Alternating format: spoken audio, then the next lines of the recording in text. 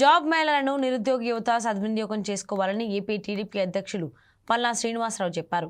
AP ప్రభుత్వం skill development కార్పొరేషన్తో కలిసి గాజువాక టీఎస్ఆర్బీటీకే కళాశాలలో జాబ్ మేళాను నిర్వహించామన్నారు.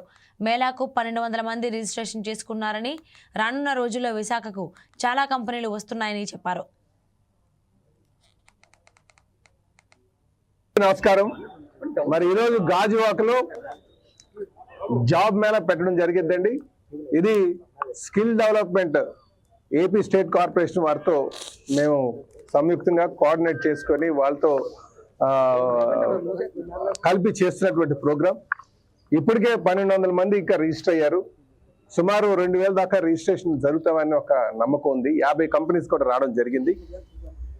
ఇది స్కిల్ డెవలప్మెంట్ సెంటర్ వారు మా దగ్గరకు వచ్చి ఇక్కడ జాబ్ మేళా పెడతానంటే వాళ్ళకి కావాల్సినటువంటి సదుపాయాలను, మౌలిక సదుపాయాలన్నీ కల్పించామండి మేము.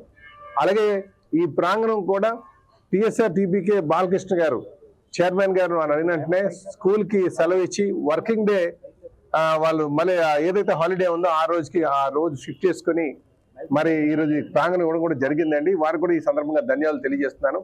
కనుక నేను అందరికీ తెలియజేసేది, జాబ్ మేళకు వచ్చి ప్రొడక్షన్ పెరిగిన కొద్ది కూడా మనకి ఉద్యోగాలు వస్తూ ఉండే అవకాశం ఉంటుంది.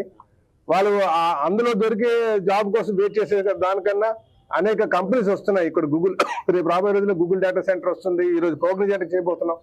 కనుక మిగతా కంపెనీస్ వైపు కూడా చూడాలని యువతకి నేను కోరుతున్నానండి. చాలా మంది ఐటీఐ చేసి ఉన్నారు. వాళ్ళందరూ కూడా మిగతా కంపెనీస్ వైపు కూడా చూడాలని చెప్పేసి నేను ప్రత్యేకంగా కోరుతున్నాను.